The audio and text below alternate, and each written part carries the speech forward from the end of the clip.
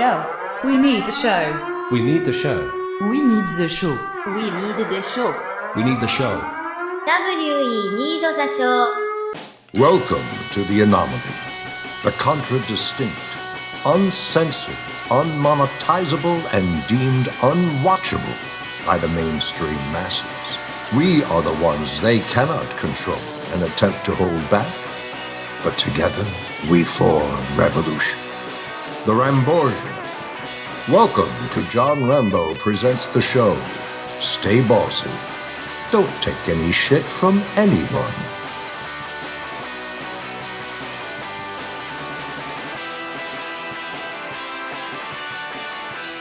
So back in August, I had what is referred to by the medical community as a colonoscopy. Oh, lovely start. It is described as when a flexible lighted tube is inserted through the rectum for a visual inspection of the colon by a doctor. Rectum, you darn near killed him. By a doctor, OJ. So I want to hear about you doing this to yourself or to others. Hey, you gotta make money on Twitch somehow. You're not licensed. That'd probably be a pretty good stream right there. Oh, don't you streaming rectum. And we're off to a lovely start, ladies and gentlemen. I'm sorry. Please go on. This is how you start a show after 9 months, John. All you other podcast hosts out there, you take note. All right. Are you familiar with this procedure, OJ? Any history with it, or not me personally? I've heard of it. I know people who've had it done. Okay. Is this something maybe you look forward to in the future? No. All right. It is not. So we did a show back in March. It was our last show. And some funny stuff came out of that. It was actually filmed at the YouTube space in a funeral parlor set. Yep. Which became quite fitting because it seemed for the last 9 months perhaps that was the death of the show and the final program. Totally unintentional. And the other thing about it that makes me laugh, not so much the content on the program, but there's some pretty horrible audio issues with the render that I put out. I screwed it up terribly. You know, possibly because of what I was going through at the time. We'll get to that. But basically, it came out with just mono audio. So if you're listening with headphones, you'd only hear us on one side of your headphones. I bet you some people thought we were doing that on purpose to freak them out. Just to be dicks, maybe. And, and all that. Which... Well, no, we won't go with that. It fits our MO. We're mostly just trying to be dicks. Yeah. But it was upsetting because I screwed up. I don't like to screw things up. But it made me laugh because any video from the YouTube space has to be approved by the YouTube space. So some poor bastard. We better send this guy a Christmas card or something. We'll figure out who he is. He had to sit there watching this thing with terrible audio for an hour and a half. And most of the conversation was me talking about having a cystoscopy, which we won't get into again. But this is what this guy had to endure. And you could reference the last show if you like to hear that story. But this is another story, John. Totally different oscopy going on here. So on the show that we did, I stated that I was feeling slightly better. I was starting to feel better. But I had no idea what I was in for, John. Things got dark. Things got bad. But dark. Yeah, so what was going on, I started losing weight rapidly. I gained it. You took my weight. Yeah. You bastard. I'm not even kidding, but go on. So I wound up losing about 20 pounds altogether. And it was not good because I'm not exactly a large person to begin with. Nope. Oh, thanks, John. It's very insulting. What? No, compared to me, you're tiny. Well, yeah, so that was, it was kind of a frightening thing. And I developed all kinds of weird symptoms, man, like really bad cold, sensitivity to cold, which perhaps had to do with the weight loss because you don't have any insulation anymore, So, like, even in the summer, man, people are, like, sweating, they're perspiring, BO, and people wearing shorts and stuff. I'm just, like, freezing cold. Really awful. Yeah. Abdominal pains. And just the stuff coming out of me, John, just black and red things being expunged from my body every day. And, that's good. Yeah. So I just really wasn't functioning as a human anymore. was no longer human. Be some sort of a vegetable of some sort. I'd roll around in pain and excrete some liquids. Yeah, it was bad. So I was talking on the previous show how I didn't have great success with the doctors. So I kind of tried to take things into my own hands. Mm-hmm. I did a lot of like researching and I don't know, all kinds of different adventures, man. Tried different types of diets and things. Did the gluten-free diet for a long time. It's just terrible to do. No fun. Well, I think that I did it pretty wrong. A lot of the gluten-free food is like has worse things in it. Oh. Than gluten. So I was getting stuff like gluten-free pancakes that were like already made. Yeah. And like just processed stuff that's really doesn't have gluten in it, but is just bad. Has other terrible things in it. Mm-hmm. So I did that for like a matter of months. And I realized I was doing this pretty poorly and wrong. And started to try some other stuff. There's one called FODMAP, which has all kinds of restrictions and things. I'm not going to get into the technicalities of this right now. Okay. We'll save that for the health podcast. It's a new thing I've been working on. So then I got into the paleo diet, which is the caveman diet, and had some success with this thing. And I actually think it's actually pretty good. Yeah. You only eat stuff that grows or stuff that's killed. That's my own description that I came up with, but it's basically what it is. It's just all natural things. Mm-hmm. You don't eat any processed foods at all. Oh wow, it's got to be tough though in this day and age. It's tough, man. I never was on a diet before in my life because, as OJ put it before, I was never a large person. So I was pretty much just always eat what I wanted. I never got too crazy with things, but it's tough. I mean, it's tough. Everything else you got to deal with. It's also like you have to watch what you're eating all the time, right? To follow these diets. Yeah, no fun. And if you're out, sometimes it's impossible to find the right things, and yeah, it's tough, man. So a new perspective on that. But I think the paleo thing is actually pretty good. I think it's a good diet if you want to lose weight. And I had some success with it, but it wasn't getting me where I needed to go. Okay. I still was having major problems. And you just go through this process, man, where you just question everything I was doing. I went completely crazy. Toothpaste and deodorants. Yeah. They're causing the problem. So I get natural deodorant, which doesn't do anything. Yeah. And I actually got a rash, a freaking fungal infection. Ugh. Because this is a terrible Your stuff. Deodorant? No, it was because it wasn't doing anything. It was natural deodorant. I got it freaking Whole Foods. The toothpaste sucks. It all sucks. And this stuff is by the way, 4 times the price of the normal stuff, right? Of course. Same with the gluten-free food. I'm like, God, the bread, it's $10 and stuff, but. So you just question everything, like how I'm sleeping and how I'm standing. Just become very mindful of the body, man. Just trying to get through this. Couldn't get it done. So I turned back to the doctors. Which isn't the easiest thing either, because it's hard to get appointments, man. Yeah. It's hard to actually get in there and have them listen to you, not just rush you out. And yeah, my doctor, he's not a bad dude, but it's basically I'm a nervous person when it comes to doctors, so I always forget why I'm there when I get there.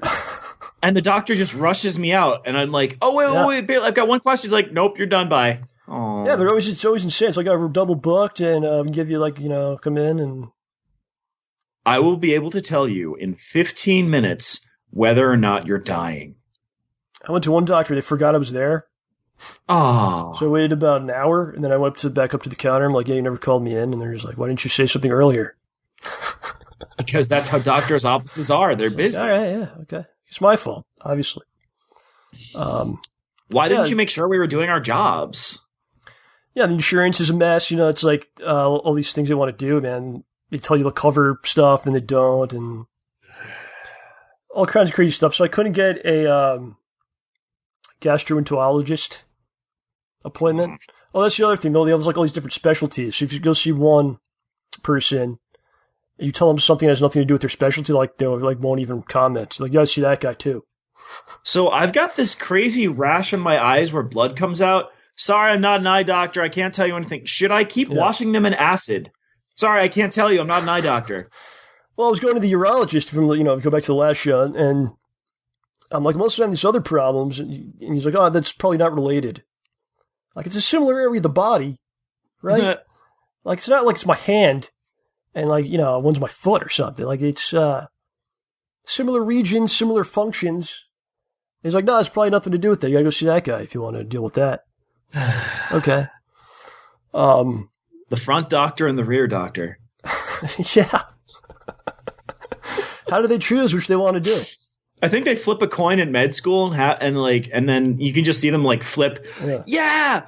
Oh man, front doctor. Flip. Oh, front doctor. Wait, everyone's a front doctor this year. What the? There's too many front doctors. You're the back doctor. Yeah. So I wound up having to go to Poughkeepsie, which is about, it's like over an hour away from where I live, just to get an appointment. And they had a lot of appointments there. So I was a little like, okay, that's kind of weird. Either the doctors aren't very good or people aren't having problems there, which maybe I should move there, something in the drinking water, I don't know. So I go there, deal with that guy, and he's like, you have to have the colonoscopy. And of course, it's going to be like 6 weeks from then. That's the earliest you can go. Because we're booked up. Again, there's too many front doctors. They all got heads that. Yeah. So the colonoscopy itself, you got to buy all the stuff. You had to buy it yourself? Yeah, you have to buy it. They give you a list. It's like a grocery list. Laxatives, like pill type, and also stuff that goes in liquid and dissolves. And it specifically says Gatorade. You have to have Gatorade. I don't know if they're sponsoring colonoscopies or what's going on. Is it in you? We'll find out. But they're making some money off of this business here. They're like specifically Gatorade. Sure. So you got like this list of stuff. You get it. It's weird buying all this weird stuff, going to the counter, and buying things that are basically going to poison your system and make you shit all day. So yeah, the day before you have to take it, you can't eat. And it was weird, like you take all the stuff and like not much, like people say it was, they had really terrible prep and stuff like that. It wasn't that bad because like the doctor told me later is there probably wasn't much inside of me. Okay. To begin with. Because of like what was going on and like stuff I was eating and whatnot. So I thought it didn't work actually, because not much was going down. So I was like, it's not working. I don't know what we're supposed to do. Should I like take more? It was very stressful. What I found out is if liquid's coming out of you, that means you're emptied out. So if you ever have that situation going on, there's nothing in there. Good to know. Write that down in your copybooks now. And that just means there's room for more things. So the next morning I go to the doctor. This would be August the 4th. And walking from the car to the doctor's office, like to go inside, was the worst I've ever felt in my life. I was about 130 pounds. I spent the previous day eating nothing but laxatives and Gatorades. I think I was up all night. It was not pretty, John. No, I can imagine. So I go in there, and similar to the previous show, it's always like a 20-year-old girl that meets you at the door. I don't know what's going on. So like she's like, I come in the room here, and take your clothes off, put on this gown, and she has to explain how the gown is worn. She's like, you see, there's like a hole in the gown, so like that goes on your backside, should be exposed through these flaps. It's all just very awful, but like I just want to laugh because it's you can't rake this stuff up. You can't write this stuff. I don't know, very weird. So you put the gown on, you lay down, you plug all this stuff into you, like your nose, you stick like an oxygen tube in there. In your nose? It doesn't go deeply in. Why'd they stick an oxygen tube in your nose to check out your butt? Because you're going under anesthesia. And then your hand gets like a needle inside your hand. Yeah, that's not good. Yeah. Sorry. So as OJ mentioned before, you always have to wait So you're sitting in this bed with like all this, with your butt flap, and you're got all this stuff inside of you. And gross. there's like a machine. You're hooked up to a machine that's like a heart monitor, probably. Yeah. So it's beeping, and then all of a sudden there's something went wrong where I don't know if it came like the heart thing, or it's like actually it's on your heart, like a it's like I don't know, a heart monitor thing. So it sticks to your chest. Yeah, that. So like I have like some hair, and it must have gotten loose. So the machine started going crazy. It's like, oh gosh, he's dying. Yeah, so this dude just runs in. He's like, "What's going on here?" And then he's like, "Oh, the thing came off." And they had to move some hair around and whatnot. It's my turn at cribbage. Dang it! It's like, what's going on? Like, I don't know. All the rear doctors are playing like bridge somewhere. He's like, dang it was my turn. That's why you're waiting. It's very accusatory too. Like I did something. Like, what did I think I did? You tugged it off to get someone to walk in the room because you stole fizzy lifting drinks or something. Like, what is this? You guys want to get out of here, sir? Fizzy lifting suppositories. Yeah. You started without us. What are you doing? It's colonoscopy. I'm like, already done, sir. I checked it out. I'm fine. I'm leaving.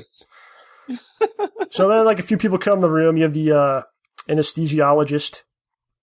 The doctor comes in, and what I think is a male nurse or a doctor's assistant or perhaps the doctor's friend. I don't know who this guy was. And I feel like I would bring people in if I was the doctor. Like, you want to see inside this guy's rectum? You want to check it out? I'd bring OJ in. I'm going to look at you from the inside. No, they actually didn't say anything to me. All they said was the doctor's like, all right, lay on your side. Spread your legs. Like, you lay on your side and you spread your legs. Okay. Yeah, to kind of open things up. And he's like, do it more. Like, is your legs in the air at this point? You're laying on your side and your legs are just spread, not in the air, but just spread apart. Yeah, I don't want to picture this, but don't make it weird, John. So they turn the lights down, I assume, so that's so you can like see better inside. So the lights are basically off except for a couple, little lights. You hear just like machines beeping, and they're like, all right, we're starting the anesthesia. And then I'm just like looking around the room. There's 3 people in there. The doctor and his friend are wearing like masks and goggles. Just in case. Well, I'm sure, they do that for all kinds of surgeries and stuff. Yeah, no, totally. But they're wearing like those glasses or something, and the hats and like the little beanie things. Yep. And they're wearing gloves and they're holding their hands up, like, you know what I'm saying? Like if they wash their hands, they like keep them up. Away from everything. Yeah. Yeah. So it just looks weird, man. And there's machines beeping. It's dark. It's just bizarre. And it's like you got kidnapped by an alien. I don't know what it's like. And they're like, all right, are you sleepy? If we're giving you the anesthesia, and I'm like, no. And I'm just sitting there waiting, and you're just laying there, and you're waiting. They're all waiting for you to pass out. And you see some machines, you see some tools, and they're all just standing above you, just waiting for you to pass out. That's so weird. And then I just remember the room like swirled, like my eyes, like everything I saw just became like a swirl. And just fade into the void of nothingness. Oh, dear. Very strange. The lights just go out. Ugh. So, I remember waking up in a totally different room. And it felt like I was asleep for maybe a week, but it was like probably like 30 minutes maybe, or an hour. And they were all still there holding their hands in the air. No, they were gone. They were on to the next person, I'm sure. Well, we had some fun with you, boy. Oh, dude, that's awful. And there's like a nurse kind of shaking me, and she's like, "Oh yeah, you're all done." And she's like, "Do you want us to get your driver?" And my driver was my girlfriend. You have to have a driver. You're not allowed to drive yourself or have a taxi bring you back. And you're not allowed to do like. You have to sign papers that you're not going to operate machines or make business decisions. It's like a whole thing. Business decisions you cannot make after this. Buy it all. You just go gambling. Buy a house. It's none of your business. So, like, do you want to get your driver? So I don't remember responding or any time going by, and suddenly she was in the room with me. Like, it was going in and out of, like, time was weird. And she says that, like, I was very adamant that we had to go to Walmart. I don't remember this. But apparently I was like, we got to go to Walmart. So, John, your inner you actually wants to shop at that terrible store. Yeah, Accept it. You break down all the walls I put up. I just want to go to Walmart. That's all I want out of life, you know? I don't know what I needed there. Some toilet paper or something, I don't know. Yeah, at that point, probably. So the doctor comes in, I remember this, and they would give you like 10, 15 minutes to come to like get to your senses maybe. And so the doctor comes in and he says they found and removed several polyps. Ugh. Which, based on the location and size, may have been causing problems. And I do have the pictures that they took inside of my body. To prove that the polyps were there? Which they gave, no, like they just give you like a report. And they, they're in there and I don't really know why. They give them to you? They do. I don't know why. For your scrapbook, obviously. So I will spare you all and not show them on this program. Oh, wait a second. I mean, here they are on your screen right now. Yes. You're now looking at the inside of my rectum, friends. Live on the show. Just want to point out, I can't see him. Yeah, so. I can't see him. I'll email it to you later, John. This is your Christmas card you're getting. Oh, please, no. Well, look, we're close, you know. We've done this show for a number of years. I feel like we all have to share in this. And I have the photos. You have to do something with them. Right? That's why they give them to you. Like, if you do a podcast, then you might want to show them. It's okay. Ew. So then I go home. A couple of weeks go by. Not a giant improvement. Mm. But then, one day, sometime in September, I wake up. And just a bizarre experience, John. It's like the body is just responding. And it's just like, let's go. It's time. And I remember just being starving. For probably 2 months. Just so hungry. Eating like a madman. Bagels. Oh, gluten. Nom, nom, nom. The gluten. I'm just like, give me the gluten. Just, just pump it in. Just pastas and bagels. Oh, Texas State Brazil opened in the area. Oh, man. I've gone 3 times. Just eating like a lunatic, John. Just, but it's an insane experience to go through. It's like, my God, the energy just returns and just get back to, life, Wow, and it took that. Dang. It took like 9 months. It was basically like 9 months of problems. Boy. From the last show we did in December of last year, I was feeling some weirdness, but I was still pretty good.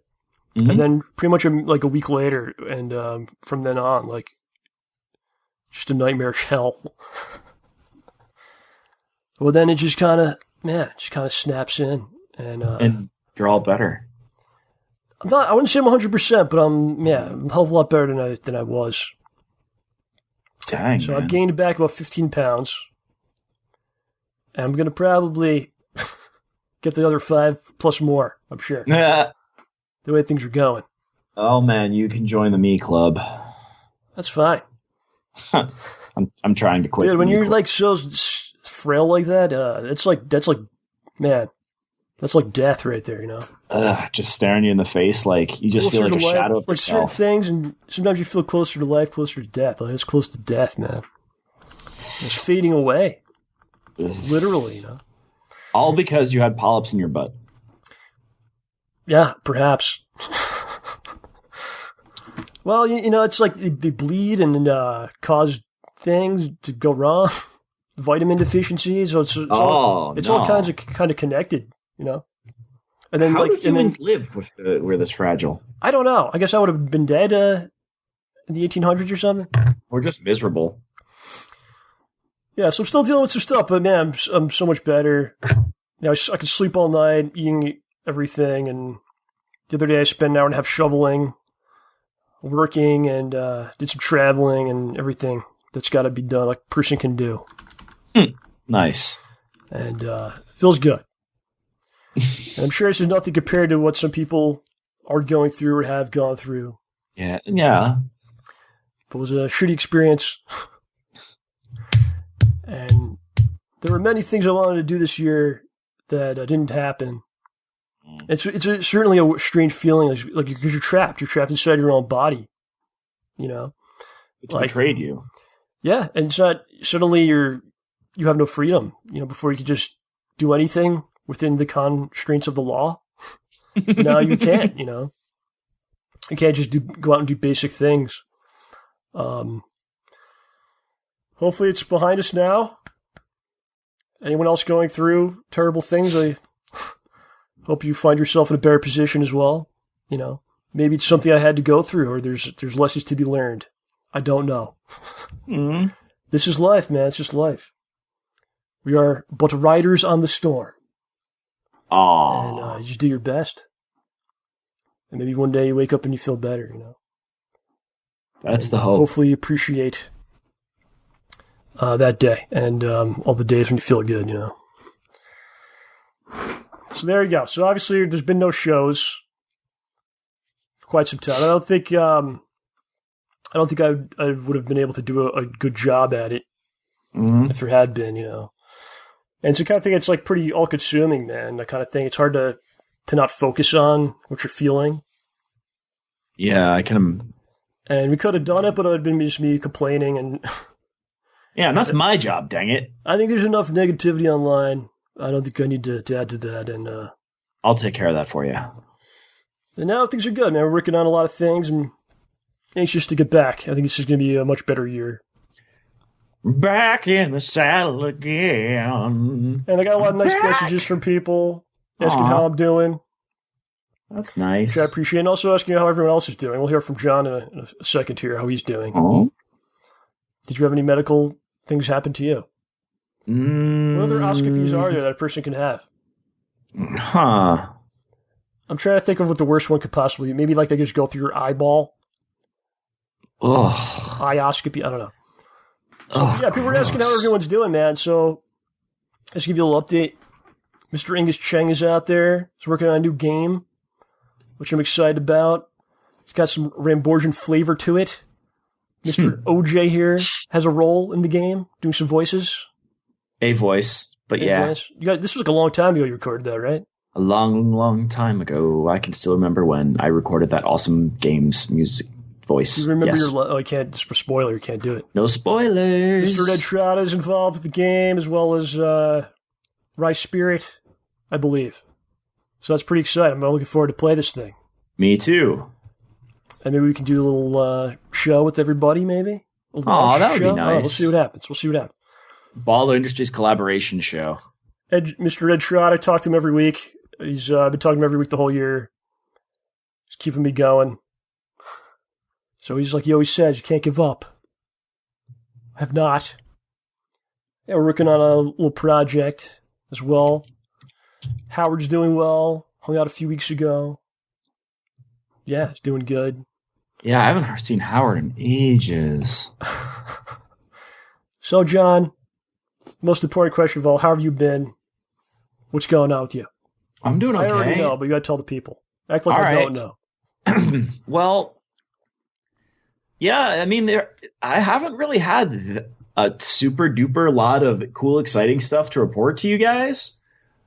But, I mean, I did do a couple interesting things. So in July, I think it was July, or maybe June, something like that, of this year, a couple of my friends and I flew out to, well, I flew and they drove out to sunny Los Angeles, where we met the man, the myth, the legend himself, Ed Trotta. Yeah. A wonderful gentleman.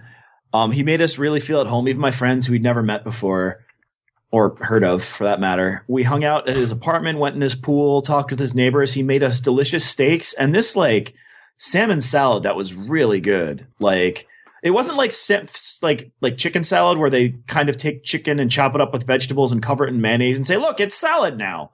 No, this was like he cooked salmon and put them into a salad. Yeah. And whatever the spice was really good. Yeah, how did like just adding mayonnaise to things become a salad? Tuna, chicken? I don't know. Like that's a salad. I mean, the only way it resembles salad in that it's not good. Like that's how it resembles salad. Although there are salads I like, but moving on. So it was really cool to meet Ed, and that was a lot of fun. The trip in general was fun too. and my friends insisted we go to the Madame Tussauds like wax museum thing, which was a surprisingly fun for being a tourist trap. Yeah, I've been in the one in New York. Yeah, though apparently it has a Ghostbusters experience now, which might be pretty sweet. I heard it was good. Which Ghostbusters? I don't know. I hope it's the original, but I really couldn't say. Yeah. Other exciting news, there isn't much. I'm still swing dancing. I haven't destroyed any toes in a while. You haven't broken anyone's legs or your own legs? No, not yet. I almost broke my own ankle, though. Really? Yeah, for some reason, like my right foot just started hurting. You told me that, yeah. Yeah, I'd go to dance or go for a jog or go for a walk, and then I'd wake up the next day and I wouldn't be able to walk for like a few minutes after I like tried to get up. Like my foot would just be like, "Nah, I'm taking a day, taking a half day." Now, or what's going on with this? It's doing better, but I don't know why. I really have no idea why it's better. I mean, I've been stretching a little bit more, and I've been actually jogging for the past couple weeks, and it's been feeling better. So maybe just the exercise that I've sorely neglected has been helping. Because I wasn't kidding when I said I gained the weight John lost. I'm not like super like a super balloon, but it's a little uncomfortable. So I've been working on that the past few weeks, really, because I don't know. It's weird. Like I haven't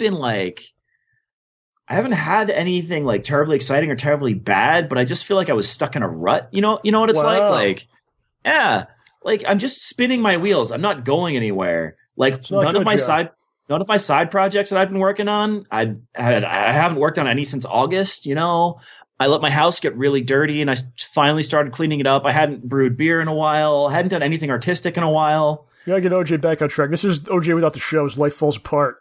Yeah, no kidding. We gotta get OJ back on the right track. People, please send him any messages every day, motivating him. You could yell and curse. It's fine. It's motivation. Tough love. Well, I find swearing hilarious. Remember that. To get him going again. Yeah, I will say I did do some cool stuff. I did do some cool stuff. I went to a beer festival in Mamaroneck, New York. You sold stuff, right? And sold candles, and it went really well. I was kind of taken aback because people were saying, "Oh my gosh, here, take my card. I help people with their businesses and stuff." And I'm like, I'm thinking to myself, this is a hobby. I'm just doing this for fun. But I feel bad. Like you're looking at me with these bright eyes, like I'm going to kick butt, which just makes me think I've got to set up an LLC and really get my act together and start selling stuff online. I was in Bryant Park and they have like that Christmas village. I know exactly what you're talking about. I'm sorry, you can't say Christmas. Holiday Village. Yeah, there was someone that had all the candles. I was enraged. I want to go in there and smash them. No, OJ does don't. This. They do really good work. How dare you? They do really good work. This is OJ's work. You've stolen. Yeah, I mean, I gotta pay a lot of money to get an LLC set up, and once I do that, I will open an Etsy store, and on the website, and you'll be able to go there and. Some of you guys out there have gotten the candles from you, right? Yeah, a few folks, but I mean, I need to do this for the general population. By the time I go to this beer festival next year, I will have a legitimate website. You guys are hearing me say this now. I'll have a legitimate website for this. I'll have an LLC, and I'll stop being a lazy bum about it. I will have cleaned my house, got cleaned up after Christmas. My house is a disaster covered in like presents and wrapping paper right now. It's crazy. But yeah, so that's my life. I believe. Nothing super crazy. All right, good. Yeah. Well, you and I did a bunch of cool stuff. Yeah, we did. You didn't include that on your list for some reason, but well, you didn't include it on your list. You just talked about your butt the whole time. Well, I stick to the interesting parts, I guess. I don't know. Yeah, OJ and I, we went to a bunch of events, man. I think we talked about Daredevil Season 2 premiere. Yeah, that was fun. On the last show, because I was back in, I don't know when that was, actually. February or something? I don't know. March, I think, because I just got back from Disney World. We went to Luke Cage. Yup. Yeah, that was fun, man. They did Luke Cage premiere in really Harlem. Well. Yeah. At the Magic Johnson Theater. So I went down. Pretty spot on. This was back in, was this October, maybe? October, November? So I was actually just starting to feel pretty decent at that point. And, we spent the day and I went to Sylvia's soul food restaurant. Nice. To the Apollo. I did a bunch of stuff I never really did because I never had an excuse to do that.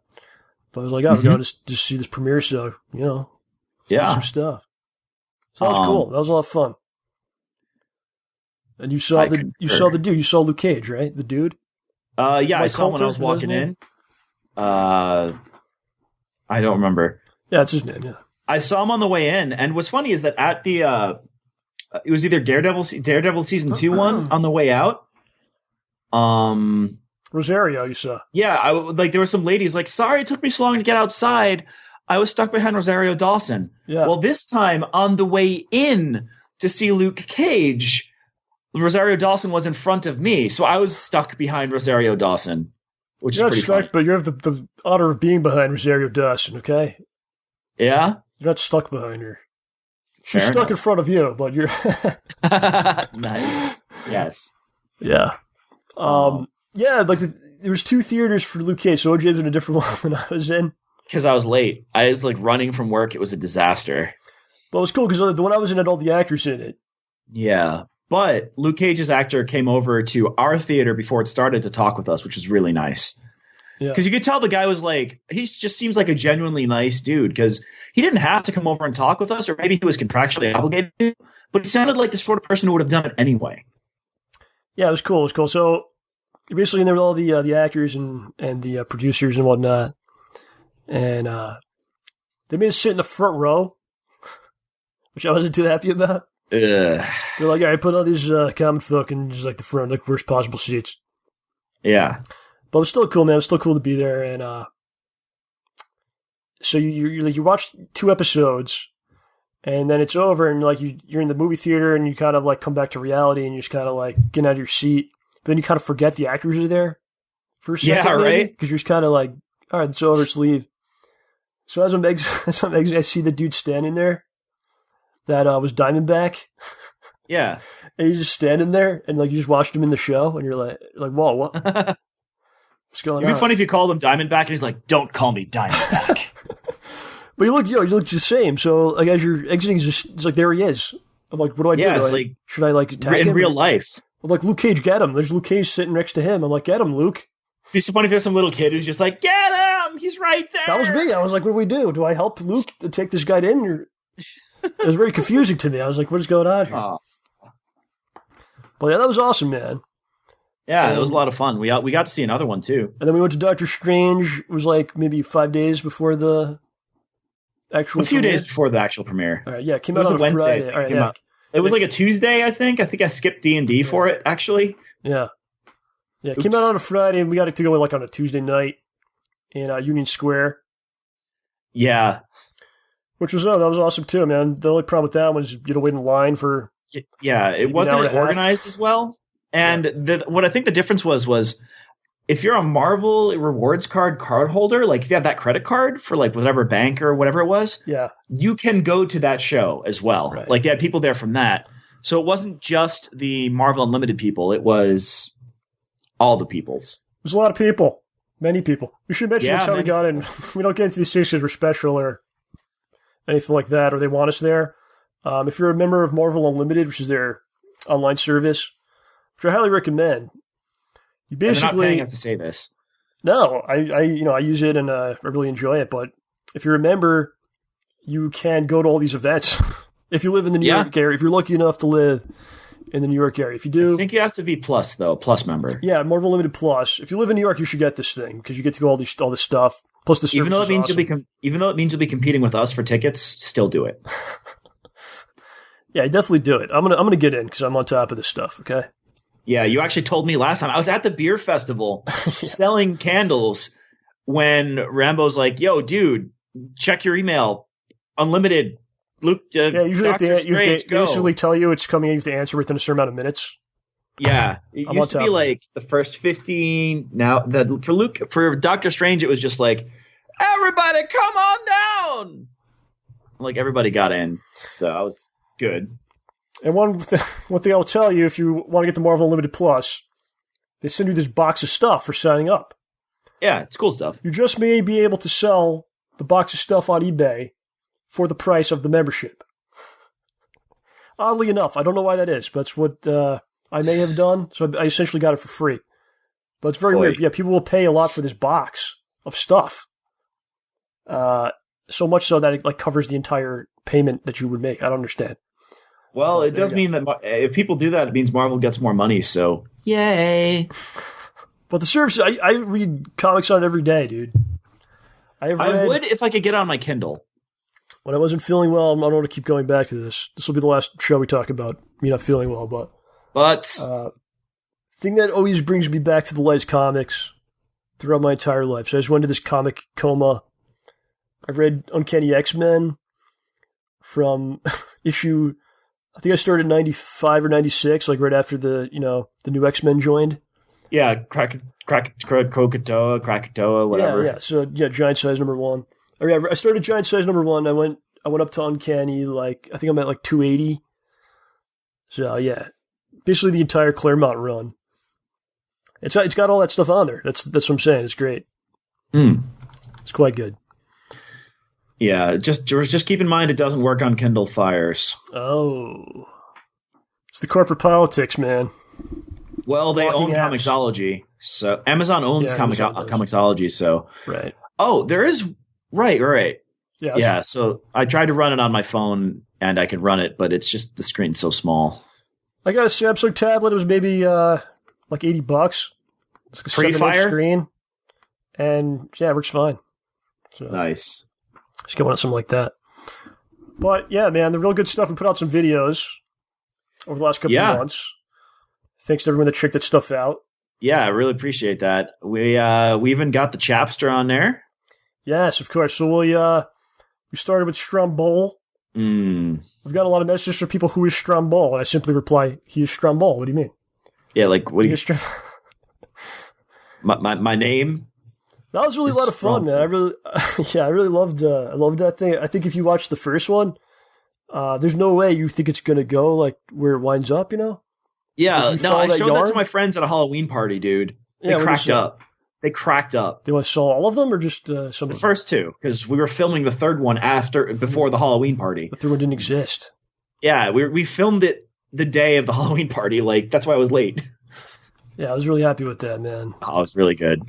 All right, yeah, Strombol is my friend Marty, who was actually on the show in the past. I don't know what episode he had played guitar on the show. This was like, I don't know. Did you call him or something, or was he just? He called. We called him, and then this is the incident where I was muted and I didn't know I was muted. But you knew I was muted and you didn't tell me, and I was like having a conversation with him and no one could hear me. Aww. And then you didn't tell me till like after. Do you remember this? We could hear Marty though, right? We could hear him, but you couldn't hear me, and you like just sat there and didn't say anything. I assure you, it wasn't vindictive or vengeful or anything of that nature. Of course, it took me about 2 years to do so, but yeah, the third one, man, we filmed at the YouTube Space. We filmed it. I think it was a week before Election Day. It was the Saturday that most people had Halloween parties. Okay, yeah, it was like a little bit over a week. And then I had all this footage, and I was like, I have to get this done for Election Day. I want it to come out on Election Day. So I was like rushing like a lunatic all week. And then I put it on Election Day, and I was like, why did I do that? It's like, did it really have to come out today? Aww. I just had it in my mind, because I think there was a couple other things I wanted to do with it, but all in all, I was really happy with it. Yeah, it was really good. I think it's fun, man. Yeah, oh my gosh. And OJ's such a pro now. It's amazing to see. I remember OJ from the old days. What, when I wouldn't back into a tree and get it stuck up my butt? I would have to just yell at him and hit him and stuff. But now he just comes in, he like knows all his lines perfectly. I actually like give him hard lines purposely just to challenge him. And he doesn't complain, he just does it. Well, it was funny, because dude, I went to go help another friend of mine with a video they were doing for the Echo competition. And look, now he's doing all these other projects. Well, he needed actors. I wasn't originally supposed to be in it. I was just lending him equipment and going to help out.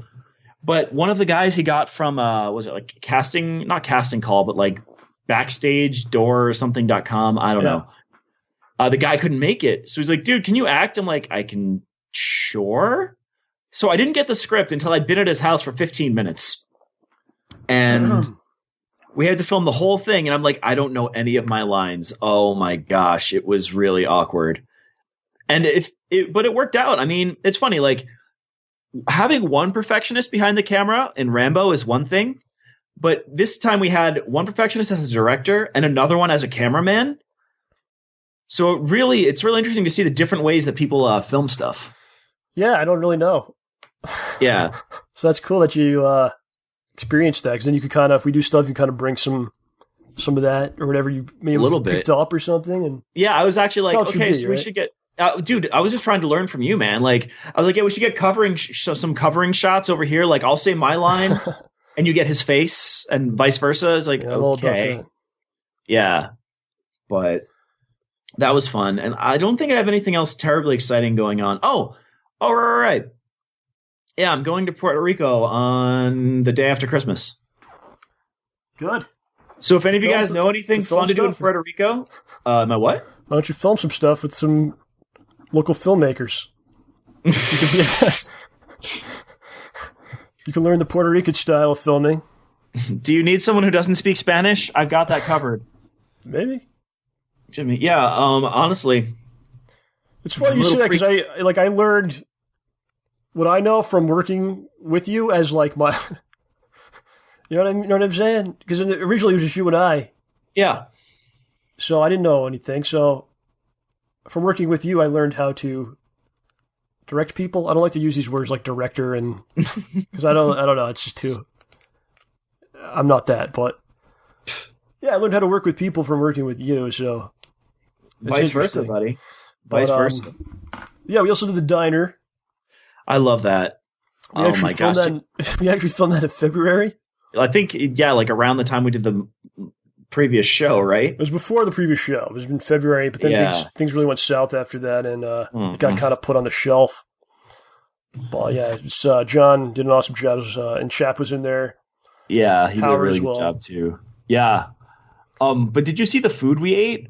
Okay, by the way, so the food that we ate at that was waffles I made myself and brought all the way into New York City so that we could have them as breakfast there. And when we got to the YouTube space, someone was having like a birthday party. Really? So they had like, that's where they had like jelly beans and candy and stuff. So I just took the candy. Oh, I didn't even know this. Can we have this? And they said, yeah, sure. So I took it, and that's why there's like candy covering the waffles. You know, I didn't even know that. Oh no, seriously? I was in over my head. I was in the zone, man. Yeah. Yeah, and we had the actual the syrup. Like I bought that syrup. It was real maple syrup with like cinnamon sticks in it. Right. Oh my gosh! But I felt kind of bad. I actually didn't eat any of my waffle, like none, because it had been like out overnight, and I wasn't sure if it was still good. Plus, we were filming for like 6 hours, and the stuff was sitting there. I told Chap maybe he shouldn't eat it. He's like, no, it's fine. I think he ate like a good portion of his waffle. That was a lot of fun. We talked about that day, I think, a lot on the last show. Did we? Well, we talked about our experience at the that's true. I don't want to get into it too much. But we got it taken care of. We got the video out. It was really cool. And I think it actually came out better that I took so long, because I got to like think about it more, and came back to it like 6 months later. And go, oh, what is this? And then it was like starting. I was like starting out. I was like, what is this? Aww. It was weird. It was strange. But filming that thing, like there's moments in your life that you just everything clicks. There's moments of like pure joy that you experience. Most people, it's maybe during an orgasm or some sort of maybe a lottery win or something, or simultaneous. Oh, that'd be something. That's never happened before. So much money. You find out you won the lottery as you're orgasming? Dude, that would be awesome. That's two reasons. But for me, it's definitely like in that situation, and just got the camera on my friends, and you guys are doing lines I wrote, and that's it for me. That's what does it. Nice. That was great. That's good. You brought us all together for that day, man. And we'll do it again soon. Oh, yeah. If I put something together for today's show, I'm going to play for you now. So what if OJ's character, what was your character's name? It was never established. Name him now. I got to name him now? Yeah, go ahead. Okay, I'm going to say Josiah Pinkerton. Sure. So what if OJ's character... That's a big one. What if OJ's character who had a gun, what if his gun was a mutation ray? And he did indeed pull the trigger on Chap's character. Let's see what that would look like. Alternate take. Here you go. Bo. 3. Well, I did take his wallet while he was in the bathroom. 4. Once again, I have to be the better friend. 5.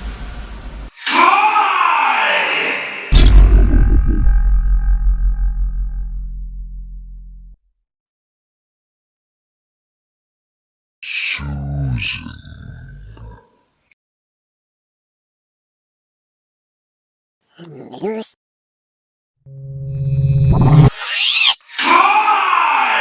Hey, bud, you know what? This one's on me. What up, pal?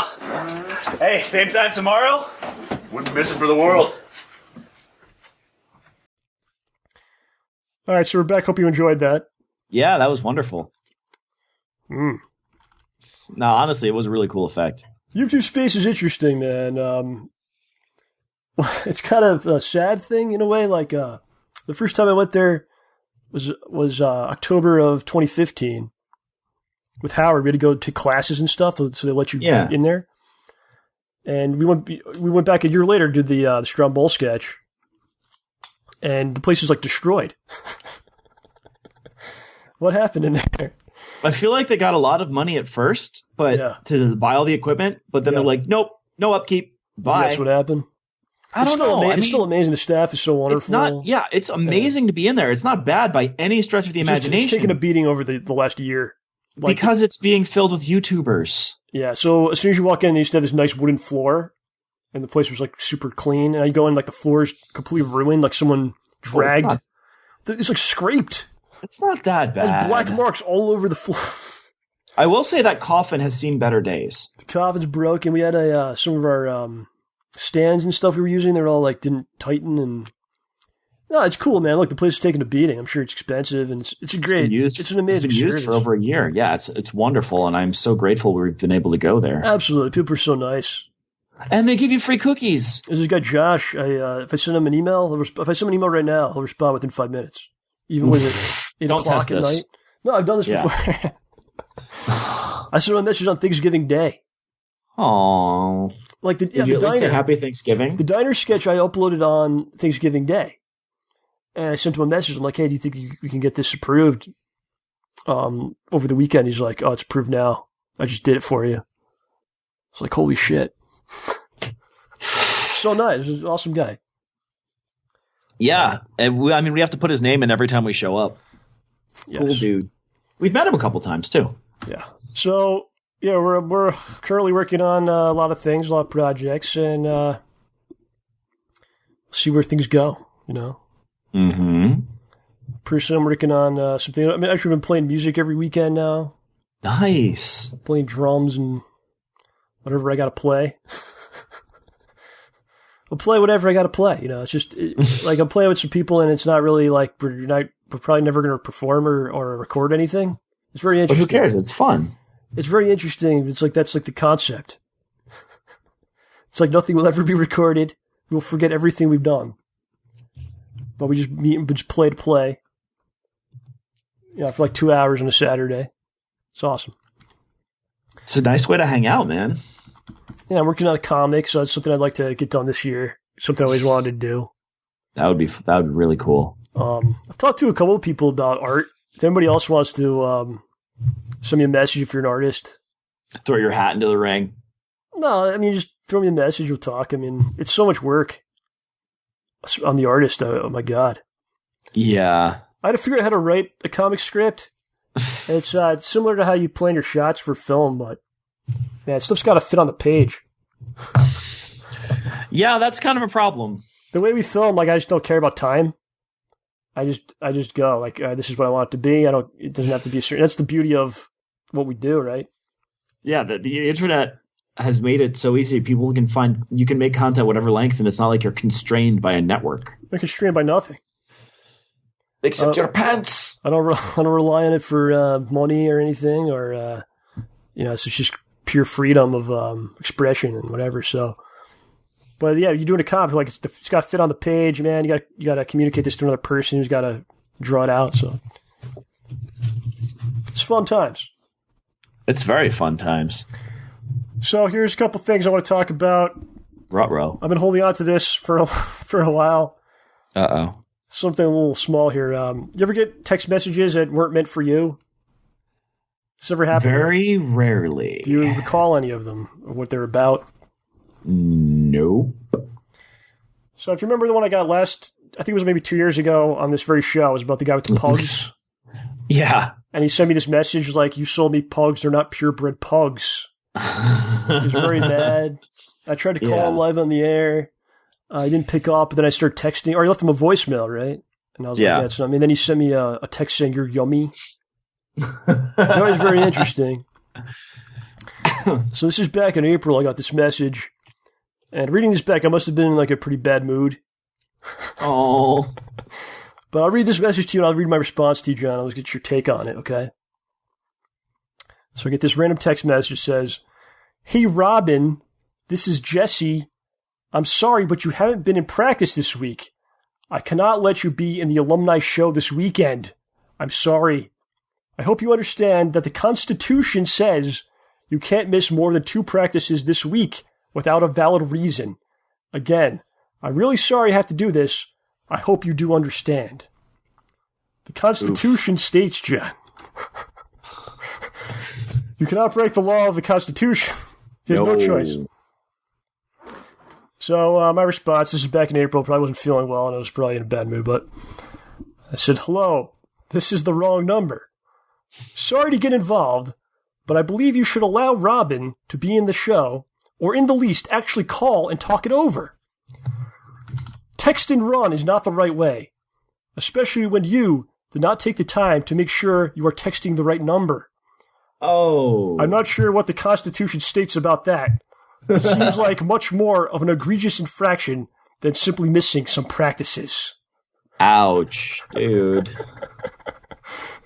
And there's no response from the person. Aww. But I feel like I was sticking up for Robin. I think it was only fair. Was it Robin with an I or Robin with a Y? With a Y. Oh, clever. The name is clever from the parents that named the kid? Mm-hmm. It's slightly different spelling than the one I'm used to. This person can't be in this alumni show because they missed some practices. This guy doesn't even have the right number. It doesn't call. He texts. You're kidding me. Is that what the Constitution says? You text the wrong number if the person misses practices? I don't think so. It's an abuse of power, John. At the very least. So there you go. I don't know. I just haven't heard back. This is back in April. I could send them another message maybe and see how things how do things go. Can I have Robin's number to see how they're doing? Did Robin play in the show? Did Robin do a good job? What do you think the show even is? I don't. The alumni show? The alumni show. It sounds like it's a high school or a college, definitely. How would you feel if you're this person that sent this message and you get that response from an unknown person? Dang it, Robin! Stop playing your games. Oh no! I could have caused problems for Robin. Do you think? I don't know. Oh my god! I didn't think of that. You said it was the wrong number. That's so true. Well, they could be lying. It could be Robin. Yeah. I mean, if they were high schoolers, then you'd be robbing the cradle. Alumni, they're graduated. Maybe. Oh, they're like junior high alumni. I don't know. Or what if it's the high schoolers playing music for the alumni? That's probably what. Who has an alumni show with a concert? I guess a college probably would. I've got like college kids playing music. I could see that because I mean, for a few of my friends were in like the college bands in college. I think it was a ruse. Meanwhile, Howard's just at the other end going, yeah, I'm the one. Look at your response, this idiot. It's not even a real thing. So 2016 is coming to an end. We got another week left? Just over. We have 1, 2, 3, 4, 5, 6, 7, 8, 9, 10-ish days. Wow. And guess what? Yes. It's winter now. I know. It's amazing. I've been shoveling snow. Oh. So there's a large contingent of people, I don't know if you've seen this, people stating that 2016 is the worst year of all times. It was pretty bad. It's pretty bad year. I think this is what happens when there's no show. You know? Yeah, right. Things fall apart. Can't leave you guys alone. Not causation, not correlation. Cannot leave you guys alone for a year. Come on. Yeah, seriously, you guys. So I don't want to spend too much time on this because everyone was forced to spend a great deal of time on it. Almost a year now. But this election was quite disgusting. A failure on many levels. It's weird to see people get excited about things like building walls. Remember when tearing down walls was the it thing to do? Well, a lot of these people weren't alive in the 80s. Oh, come on, man. So, I think people are just really interested in architecture with the rise of HGTV. People just want to see like how they're going to do it, like what materials will be used. Because now they can look at the individual pebbles in the stone's construction. The HD. Maybe some Belgian blocks will be used. Maybe some Art Deco. What type of style will be? Did you say Belgian blocks? Yes. Is that a thing? I don't know. I need to get them now if they're Belgian. Are they made of chocolate? What do they call that? Belgium? Look it up. Okay. Apparently I'm Andy Richter today. Is that a real thing? I did. Belgian blocks. Belgian blocks? Just made this up? A Belgian block is a nearly cubical block of durable stone, typically granite, used as a material for paving, borders, and landscaping projects. Yeah, we're going to build a wall with it.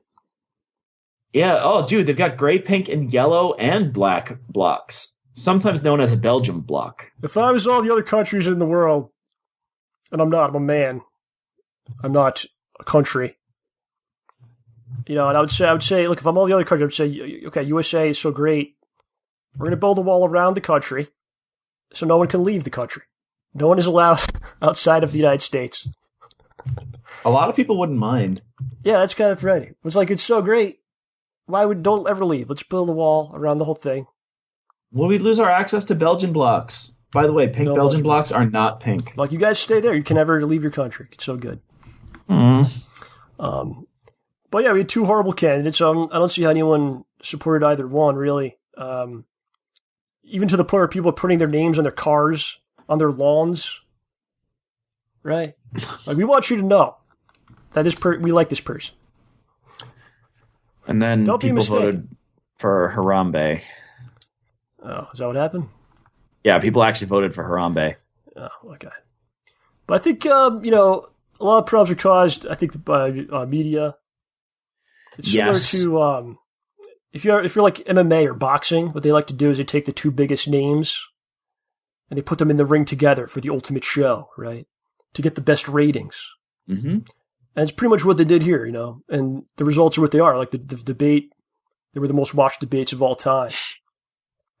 And if you were to tell someone maybe 20, 30 years ago, 2016, the most watched debate in presidential history, I assume you would think, oh, they must be really good candidates, right? But they were terrible. They were actually the worst, the two worst.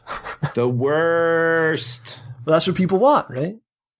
People want to see the muck and the dirt, And I think Donald especially is the media's dream. He says some crazy shit, and then there's an article, and then people click on it and come in to defend or attack whatever was said, right?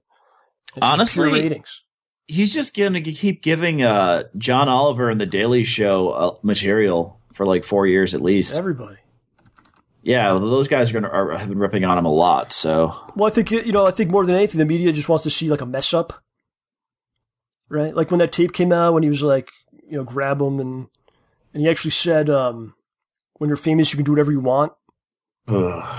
People thought, let's vote for that person, but like that was like huge. People were like, "Oh wow." Right. They just wanted like something to go wrong. Like they wanted to see Hillary like fart on stage or something. Because, dude, it probably happened. It's views in his yeah. Oh, she did. Everybody farts on. Well, what if her like pants split and she farted? How many views would that have gotten, and how many people would have profited off of that? And the rear doctors are like, I know what's wrong. Oh, it all comes full circle, huh? Yeah. And we got this social media now, which didn't exist in the past. Social media, the internet, reporting and whatnot. And you would think it would actually help cut through some of the garbage, because you're not a slave to what is being reported in the news. But I think it actually makes things worse. Mm-hmm. There's just so much information. It's fake news. There's people just going apeshit. It becomes like a hobby. Like, what are you doing after work today? I'm going home to attack people that support the other party. Not my sports team, the other sports team. I'm going to spend a good hour and a half on this today. Yeah, it causes more problems, more division. Very strange. And people kind of buy into this. Yeah, like it's a sports team, the Republicans or the Democrats.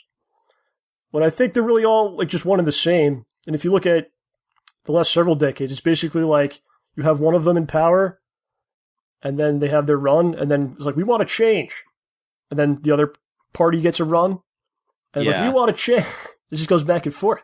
Though I don't like having one side in control of the entire government, because they can just steamroll stuff through, and that's really scary. Yeah. Like, if either side gets control of everything, which is the case now, like, there's no middle ground. The middle is gone. The middle is dead. But if I had to guess what's going to happen in 4 years or 8 years, they'll be like, we need a change, and then it'll be just Democrats.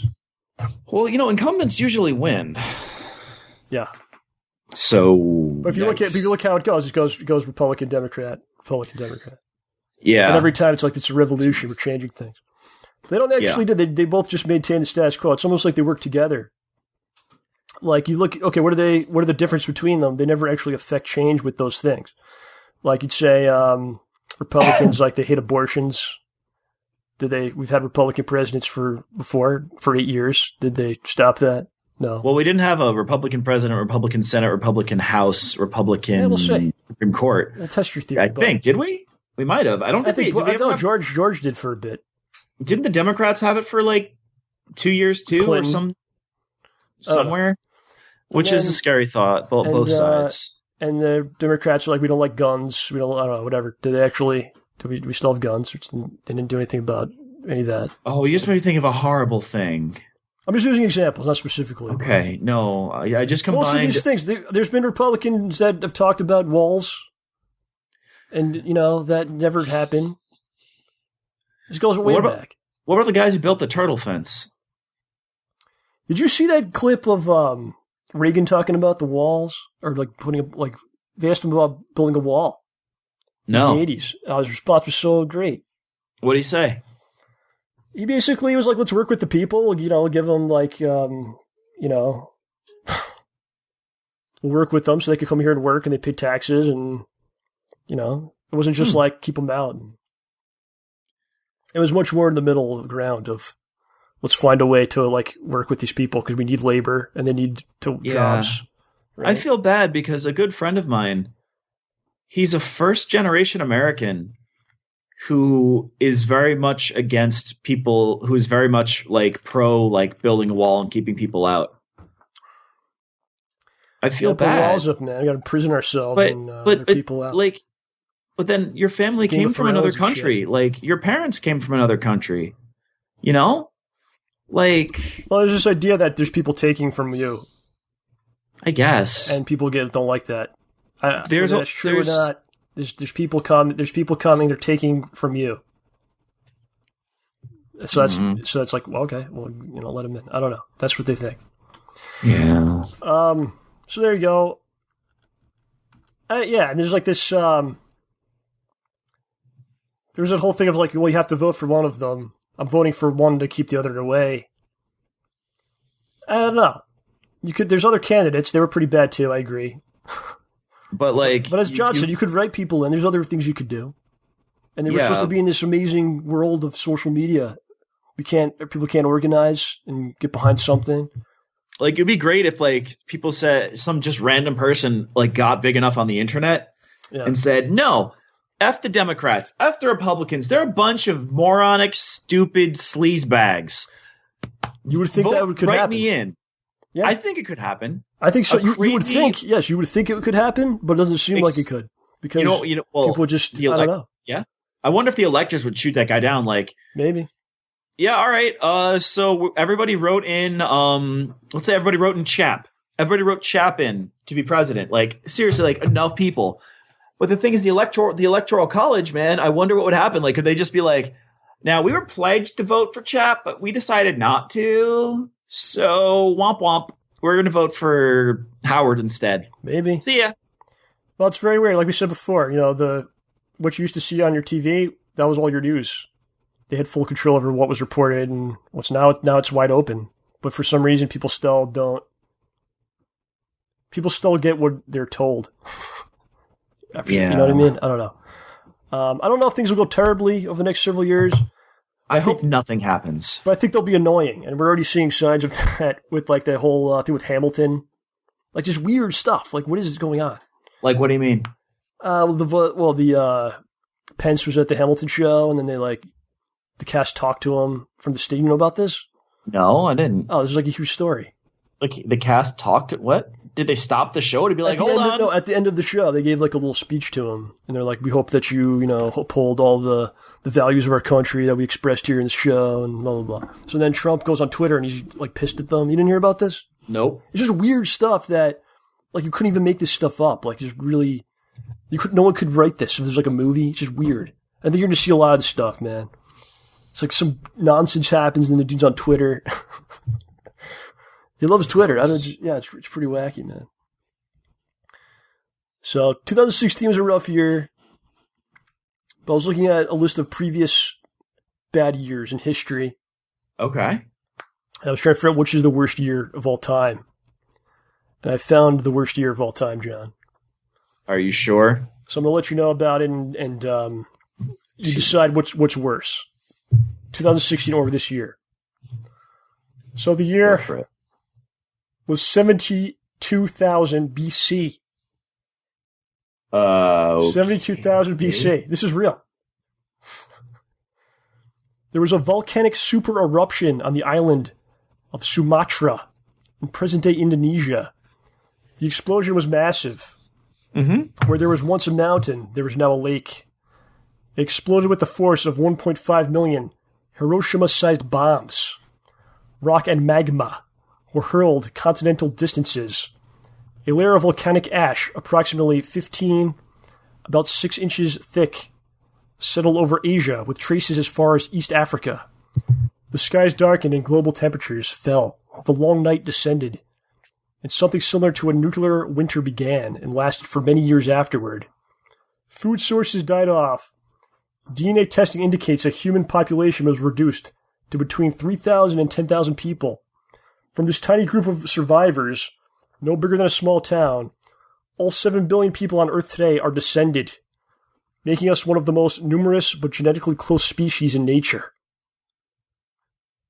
Wow. So the human population was reduced to 3,000 to 10,000 people. Now I gotta check something. And these crazy lunatics survived through all of this. And all of us, all 7 billion people on Earth, come from these 3,000, 10,000 people. We're all descendants of these maniacs that survived. Wow. This. So we're all so closely linked. We're inbred, bro. Basically. So, okay. Well, this was a long time ago. Yeah, so that the magic number for a population to like survive, like to be able to repopulate like the planet, yes, is 160. Really? And how long would that take? Like if you're really careful, like this is if you're trying to populate Mars, the minimum number you could send is 160. Right. I saw this was amazing, and I don't know if people would survive. If our population was right now cut to 3,000, 10,000, I don't know. Well, think of it this way, dude. But these people do. Yeah. So if you were with those 160 people, you would have about 10 potential marriage partners. It's more than total. Yeah. So they had what 3,000 to 10,000? Yes. That sounds like a lot bigger than 160, but that is time. But they also had to survive during like these years of just like volcanic ash. I was about to say, dude, we just figured out a way to stop global warming. Just kick up the ash, yo. But then we don't get food. And it ties back to the previous conversation. We're all so closely related then, you know. People want to fight and argue. We're all the same. Come from these 3,000 people, man. Yeah, and we think everyone is being so different. Okay, I'm closing this article. Sorry. Was it pornography? It was very close. It was. The article's title was literally "Your boobs start to eat themselves after," and after then it cuts what? off. I need to know that. Look it up. Go back. Oh my gosh! That sounds so interesting. How could you close that out? Because they didn't have anything more on Space Pioneers. All right. Yeah, it's gone. The boobs are gone. They ate themselves. We gotta move to on. death. We gotta move on here. Okay. I feel like I'm just taking my stride now. I'm like, oh, this is how we do this thing. It took me this long. So things out there going poorly politically, socially, financially. Are things poor? Yeah, probably. See, I'm the Dow's nearly segueing here like a 20,000. professional. We hear about it every day at work. It's bad. 20,000 is the highest. Oh, It's like higher than it's ever been. It's going good. And it keeps almost getting there, and they keep talking about it day in, day that out. last one. Okay. But this is Well, how the rich people are fine. The middle class is dying. But go on. Well, you got to become rich. Pull yourself up by the bootstraps, John, and become rich. All right, let's rewind here. So things are going badly out there. I forget what OJ said. But there is a golden age among us, and I think it's in the entertainment world. Mostly in TV, I would say. But just the quality of stuff coming out is amazing. The ways you can watch things is mind-blowing. How easy it is to access things. Yeah, we're How pretty cheap golden it on is entertainment. to get great content. It's incredible. So I got a little bit of a list of things that we never got to talk about. Maybe we'll touch on each one kind of briefly.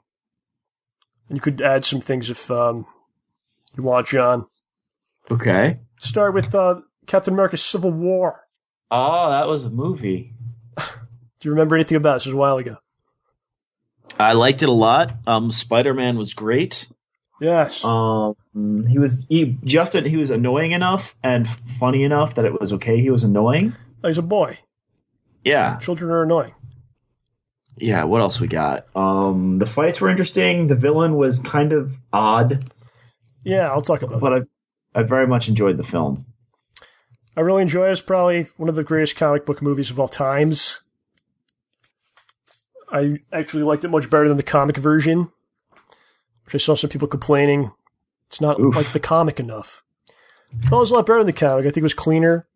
I think in the movie you could actually sympathize with Stark's point of view, where in the comic they painted his side much more as the villains,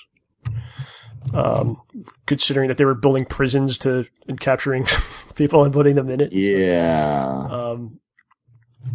Yeah, I liked how the villain was very different, man. You know, they kind of tease you that you're going to get some kind of like huge CGI battle, which is what you get in most of these movies. But instead, it wasn't that. It was a guy trying to break them, not physically, but in a different way.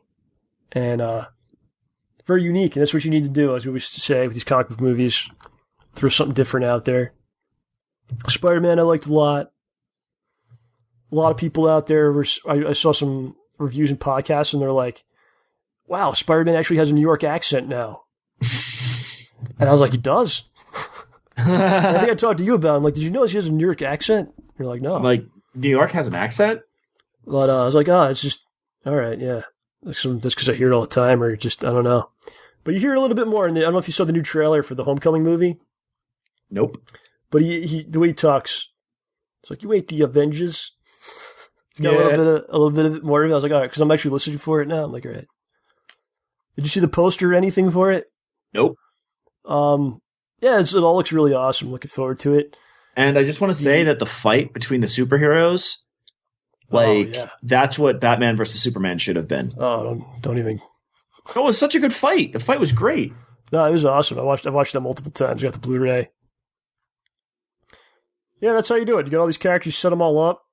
That's why you have an Ant-Man movie, and then you pop him in. You don't have to explain who he is. There he is. You already know. He's awesome, you know. Back to, it's the Spider-Man Homecoming. It's called Homecoming.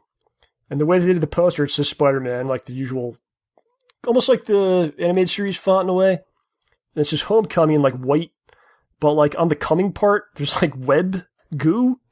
But it's like on the word coming. I don't know, it's very... Look it up if you have a chance. Really? Yeah, they did like a webbing effect, but it looks kind of strange, like white gooish. I don't know, whatever. Okay. That movie's great. Fuller House. Have you seen any of this? No, but I heard they got a second season. Yeah, I watched like half of it. Half of all of it, or half of No, season I watched 2? the first season and like half of season 2 I watched. Okay. It's insane. If you want to just watch like the first episode of season 1, it's like an acid trip of insanity. They crammed so many jokes, or like callback jokes, like forcibly threw them in. Like Joey's there with the woodchuck puppet just for no reason. Like he just has it all of a sudden. Just no reason. It's just there. Just references to things from the past. It's just like, how many can we put in here? It's great, but it kind of turns into its own thing, and I actually really like it. People really give it crap, but it is what it's supposed to be, like 100%. Right? It's not supposed to have some kind of like socially economic point of views or something. It's just, it's pretty mindless. It is kind of, it does bother me, the premise that her DJ's husband was killed. And now her 3 boys need to... How is he killed? I don't know. It's just strange. I don't like that because that's what happened to Danny. He's just dead? Yeah. That's what happened to Danny's wife. So it's like, how does this keep happening? This is tragic. They're a cursed family. Or There's a secret. Yeah, or there's a secret. Because that doesn't happen. And they don't even like act like it's strange. Hey, there goes that too. Tanner family curse again. Yeah, it's bizarre. Man, did we forget to sacrifice a goat before DJ was born? My bad. There needs to be a prequel. It takes place in some Mayan and Incan temples where there's like a tanner that goes there from Europe or something, and he like kills people and they like curse him. Yeah, something happened. Yeah. Something went down. I don't understand. Oh God, I watched so many shows. Preacher, watched that whole thing. I read all of it. I need to watch it now. Loved it. I don't even want to get into it. It's too much to say. Stranger Things. Saw that whole thing. That was such a delight. That's the beauty of Netflix. You don't even know this stuff's coming until it comes. It's so 80s, though. I love it. Oh, wonderfully. For those of you who are not alive in the 80s, it's that. Even The Creature. That's what the 80s were, yes. Every day. In real life. Why didn't he just call him from his cell phone? But even the creature kind of made him look like bad in a way. Not bad, but like 80s. He was still HD and stuff, but he was like kind of. He was like Predator a little. He was not like HD, like how they would do it now. It was kind of 80-ish. Yeah. It was ADHD, really? Yeah, and it was ADHD. But no, it was a combination of all these different 80s movies thrown in a blender in a wonderful way. Doctor Strange. Amazing. I liked it. There were some I complained about a little bit, but I liked it a lot. Yeah, overall it's great. I think what they did with Mordo was better. Oh yeah. Much. Oh yeah. Yeah, because you thought it was going to be the two of them, Strange and Mordo, and then the Ancient One would choose Strange to be like the successor, and then he just gets mad, which is a story you've seen so many times. Yeah. It's not really the direction they went, and the effects were great. It just took a while to get used to Bandersnatch Cumberbizzle talking with an American accent. Yeah, I saw a lot of people say, why did you just go with English? Because he's American. Strange is American? He didn't have to be, though.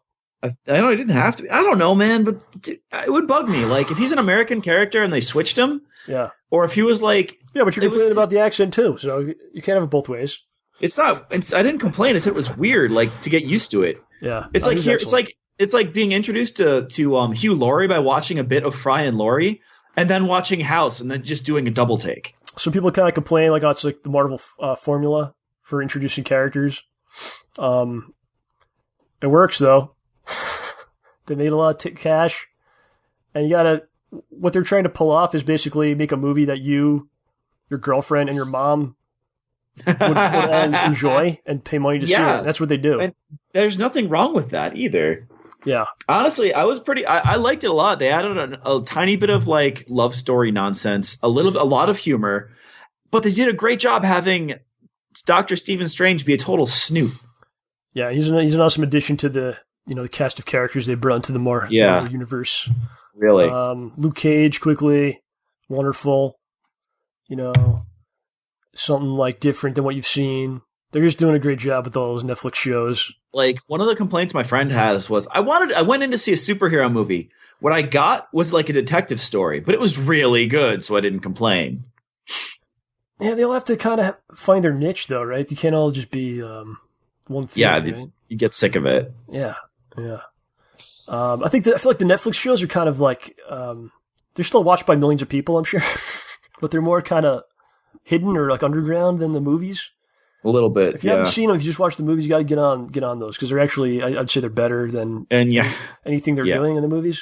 In some and way. You have to watch them in order. You have to start with Daredevil, then Jessica Jones. Yeah, I would do that. And Defenders is coming. Sigourney Weaver's going to be in it. Yeah. It's going to be great. A couple other shows I watched. Narcos. I don't want to talk about too much, but yeah, it's great. Naruto's. Narcos. 2 seasons down. Second season's even better than the first one. Wow, that's high praise. Oh my god, so good. Game of Thrones, that was like the best season this year. I gotta really catch up. It. Don't. Something you really gotta watch, Ash vs. Evil Dead. Yeah, I heard that was good. Dude. The first season, you're like, oh, it's pretty good. It's solid, it's fun. Season 2 is amazing. The stuff they think of, like the creativity that goes into some of these disgusting displays of people getting chopped up and other things that happen is just brilliant. What network is it on? It's on Stars. Yes, I get to watch it then. Why, you have that? Due to cable company shenanigans, Oh, you gotta watch. It's cheaper for me to get Stars, like the Stars application on my computer, and than it is for me to not have it. If you get the Stars app, you get 7 days free. Oh, you can watch trial. it. You just watch. Well, it's only a half hour. There's 20 episodes total from the 2 seasons, and they're like 25 minutes each. Is there an ongoing story? Is it just like Monster? Yeah. Oh yeah, it's ongoing. Mm-hmm. It's great. It's freaking great. Flash, Arrow, and Supergirl. I've seen all those episodes. Pretty good. They did a big crossover. I don't know if you saw any of that. No, I'm in the middle of the Flash, the one where Hawk Girl shows up. Oh god, you're like 2 years behind. Yup. Well, they did a crossover where the story went through Supergirl, Flash, Arrow, and Legends of Tomorrow. You'll get to watch all of them for the whole week. And there was like 4-part. It was a 4-part crossover. Boy. That was a lot of fun. But yeah, let's spend some time. We'll talk about Rogue One because that just came out. We kind of remember more about it. Okay. Did you not want to talk about it? Or No, I like the did movie. you forget? No. All right, go ahead. What do you have to say about Rogue One? I'll tell you if you're right or wrong. So I have a few. I liked the movie on the whole. I didn't like it as much as I liked Force Awakens. I agree. basically if I had to rate the movies, I'd go 5, 4, 6, 7, Rogue One, 3, 2, 1. Yeah, I in order agree. of best to worst. Yes. But Rogue One, I didn't feel like I felt like getting to know the characters was really rushed. Like I can't remember the main character's name. I think it's like Jen. She's the only one I know. I remember Cassius's name because I looked it up later. Yeah, Jin. Jin. Oh, Jin. Sorry, I wanted like to see Jen, but it's like JYN or so. Okay. Oh, Orso. Thank you. I feel like it kind of there's a bunch of holes. Really? That you think a movie that wow. Her dad tells there's a video of a guy saying, "Can I say this? The spoilery." Oh, go ahead. We got spoilers here, so go. Yeah. All right. Which what came out last week? The dad sends a video, right? Oh, I made a problem in the Death Star. If you can hit the reactor core with anything, the whole thing will blow up. But I can't tell you where it is. You have to go get the plans. Dad, how do you not? I mean, Dad, what's connected to the reactor core? Well, there's a thermal exhaust port that gets the exhaust from the reactor out. How could he explain where it is, though? It's a massive thing. Dude, there's on the bottom side. There is one trench on the Death Star. There is one trench on the Death Star. You could be like, it's in the trench. Just follow the trench to the end. Well, what's the end of the trench? I don't know. Break it. Let's propose this question then. Sure. What's worse, that or the fact that Luke shooting one little area blew up the whole ship with no explanation of why that would work? At least now there's some sort of a reason why. They explain it. They say there's that if you throw a proton torpedo into the reactor core, it will blow up the whole ship. But how do they know? Now you know why. Because they had the plans. But now you know why it would work. Yeah, you know why it would work, but the dad... Because the dude did it. The dad could have just said, like, and saved the fool a lot of trouble. I agree. Like, why was... Did he not know? I mean, I can understand, but how could he not know that that's there? I'm not going to kill him on that. I see what you're saying. Yeah, no. There's lots of things like this. Like, if they could build the thing without the guy, why was that guy so adamant that, like, he had to build it? And then, I don't know. And then why would he think he could trust him after he shot his wife in front of him? I think he tried. I mean, they tried to cover that by him saying, "Oh, I decided that I had to build this and make myself imperative so I can break it." But the whole thing is that they needed this guy so badly to do this that they searched for him for God knows how long, probably years, because he had the kid and everything, right? Yeah. They like shot his wife. They wanted this guy to like do this so badly, but then it's just like, oh, they could have done without me. But I decided to do it anyway because like I could break it from the inside. Yeah. So well, it would have taken longer. It probably would have taken longer. It would have taken longer. Okay, maybe. Mm-hmm. All right. There's definitely things, but look, I felt like I wasn't sure if I needed to know this story going in. Like, do I need to know this? But I feel like they told that story really well to the point where I actually liked it. I feel like it does add to the other movies. It adds. Some of it's a little... People always make fun of that, though. Like, when he shoots that one area. Like, even Robot Chicken did a whole thing on that. Like, he shoots this one little spot and blows up the whole thing. Like, people always made fun of that, but now there actually is a reason for that. Well, so I thought that was kind of genius. Yeah. I mean, it's a pretty massive oversight. It's pretty crazy. We got the thermal exhaust port. The thing that got me, though, was, okay, Stormtrooper armor. Mm-hmm. It has never done anything against a blaster bolt in any movie, ever. Yeah. Like, at all. And then I'm like, oh, here's a guy with a melee weapon. Finally, we'll see the Stormtrooper armor deflect something. Thunk, hitting the head, he's down. Hitting the chest, he's down. Like, dude got hit with a wooden stick. This is supposed to be high-tech armor. If it's not protecting from blasters, and it's not protecting from sticks held by blind men, what is it protecting you from? You're talking about Johnny Yen? Yeah. I don't know what his character's name was, but that's I don't know if you've seen the Ip Man movies. Yeah, I've seen a part of one. Yeah, that's the dude plays Ip Man. So I was like, oh shit, this guy's in the movie, and he was cool. But yeah, like there wasn't really any explanation of a little bit of they guard the temple or something, and now they have nothing. Yeah. To do. I thought it was kind of weird. They just let those dudes on the ship and don't really question who they are. And his buddy, man. But with her, they were in prison. Yeah, but with her, they're murderers. But with her, they're like, we don't know if we could trust each other. But like, who are these two guys? You don't even talk to them, right? Yeah. Well, did you see that dude's backpack? Like, if you could give anybody else that backpack, like 2 backpacks like that, you could take out an entire squadron of troopers. Well, it was custom. He built that himself. I was really hoping in this movie you'd see stormtroopers be competent. No. Oh, Vegas does that. A little bit, yeah. That's true. They take out that town, yeah. But this thing really bugged me. Yes. Jin? Going with Jin? Okay. Yeah, sure, Jin. Jin's speech to the rebellion. Oh my gosh. It was bad, you thought? I was so happy when they said no. It was just like that stereotypical, it wasn't a bad speech, but it just felt like, this is my moment. It's me versus the world, me in front of everyone. I have to convince everyone to be on my side. And if they hadn't said no, I would have been furious. There's parts to that they must have cut out because in the trailer she says a line, it's a rebellion, let's rebel. Oh, that was like cool. That was like the main line from the trailer. But because up until that point, they'd just been futzing around. But that wasn't even in the movie. Yeah, I was just going to be really upset if they said the thing that I don't like is that they almost made it seem like that speech is what started the rebellion, or that really started the rebellion, or that them capturing the Death Star plans started the rebellion. I don't like believing that. So it brought them hope. It brought them, I guess. Oh, like, look, we can destroy their greatest weapon. Yeah, I could see that.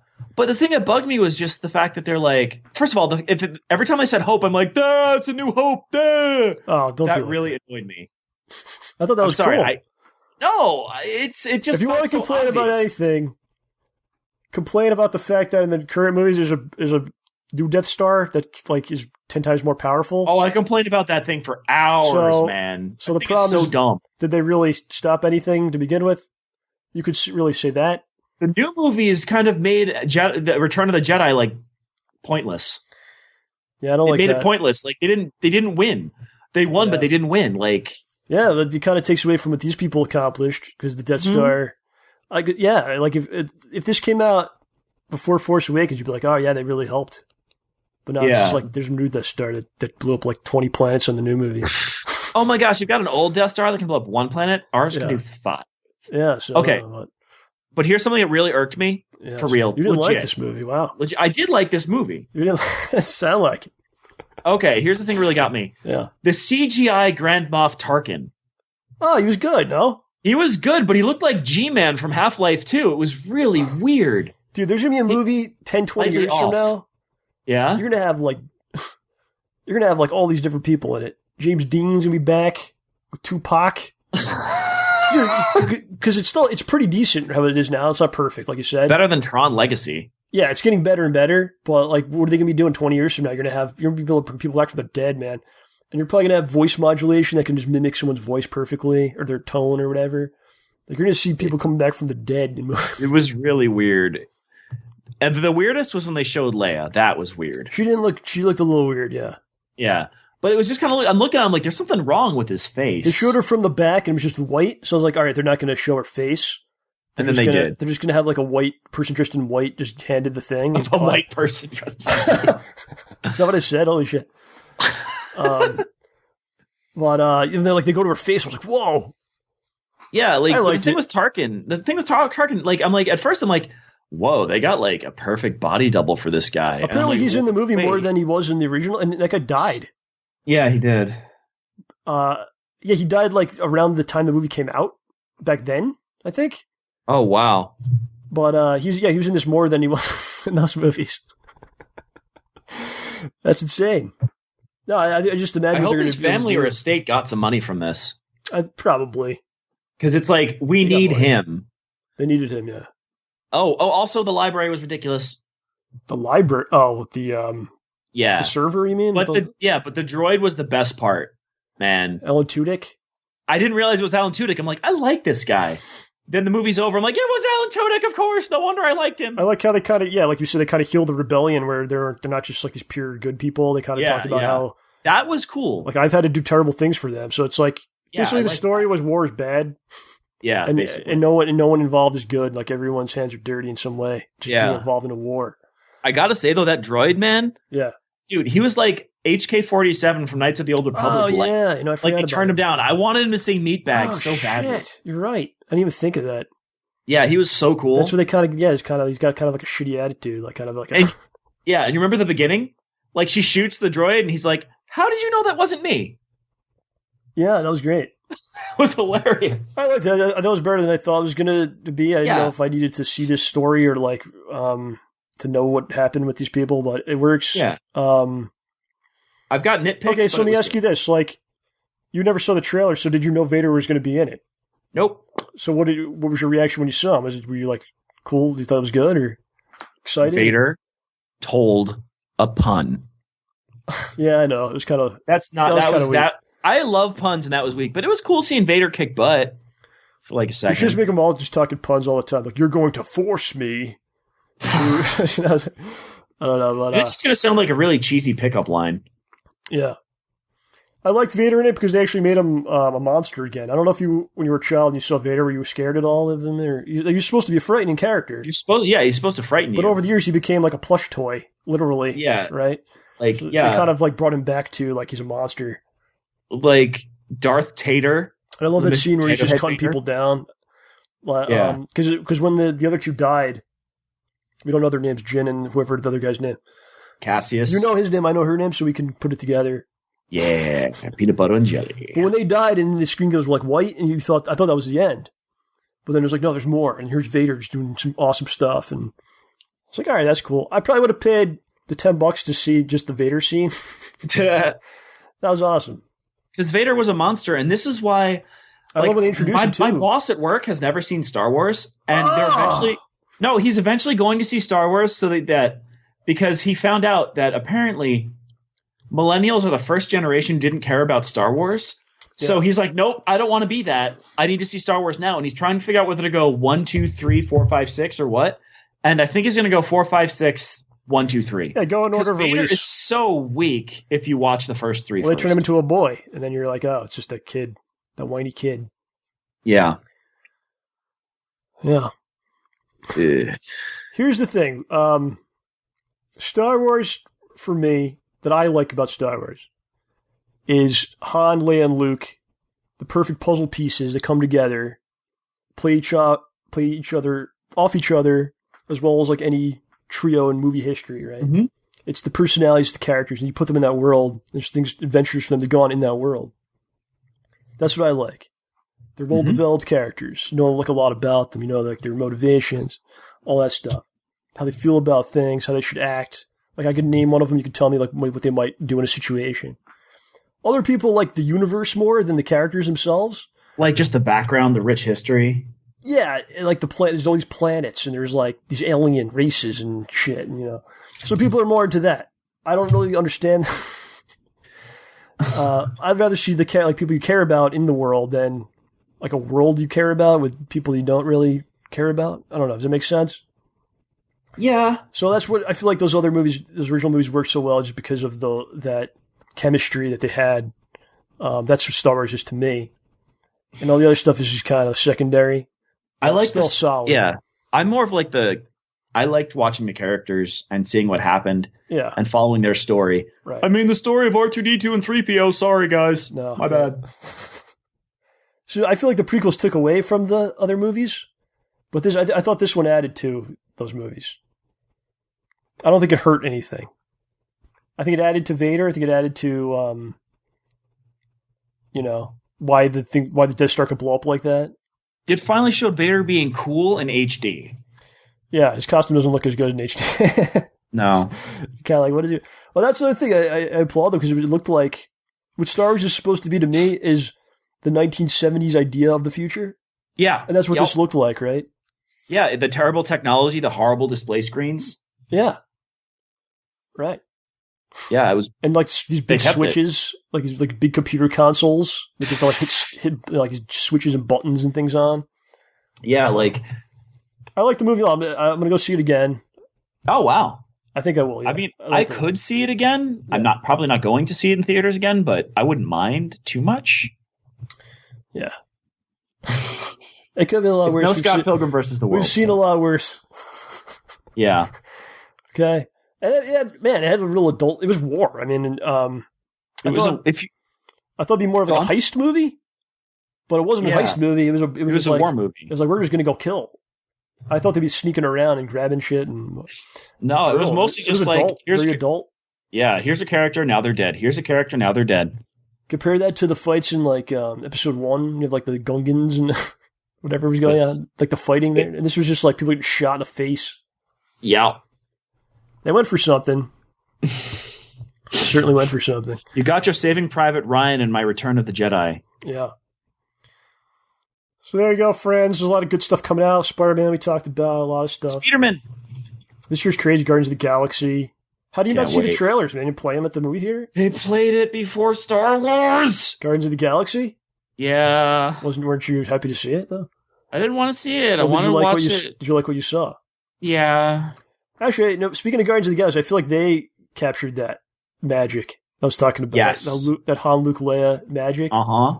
Like that movie's the successor to Star Wars, I would say. More than anything I've seen. Wait a second. He's basically like a what's the word I'm looking for? A scoundrel. Yeah. She's basically a princess. Drax is a Wookiee. Drax. It's different, but it still works, and it's similar and different at the same time, but like works. Yeah. Like I feel like they captured that. Right? Yeah, they did. They nailed it. Similar, like the space opera adventure. Holidays are coming, man. Couple days. Everyone has a great holiday. What, you're not into it? What? No, I'm just really tired, and I always worry that I got people stuff they want, and it's awkward. I'm like, did I buy enough for my mom because I bought this much for my dad? I don't know. About all the Amazon stuff, because it's so like the Fire tablet. It's like $40. I just bought a few. I don't even know who they're for. I just bought like a few of them. I bought like whatever Amazon sells. I just bought. I'm just going to hand out some things. Nice. The end. So you should do too. I don't know. My dad's probably getting either a Roku, a Fire Stick, or an Apple TV. I hope it's not an Apple TV or I will cry. Fire TV is better than the stick. Okay, either one. Okay. Yeah, I just don't want my dad to do it. What is your plans? Were you going somewhere? Or? Okay, so I'm on. Well, tomorrow Moon must dance. I go into the city and dance. Then Friday, are you going to a Christmas dance? Bear with me. No. Friday, I go to work. I come home. I have to pack for my vacation, pack for my parents' house, pack for my aunt and uncle's house, wrap all my presents for people. And then Saturday, I go to my parents' house. We have Christmas Eve. Actually, my dad's foot is hurt, so we might not actually go to a restaurant. We might or do anything. We might have to actually order food in. And then Sunday, we go to my uncle's house. And Monday, I fly out.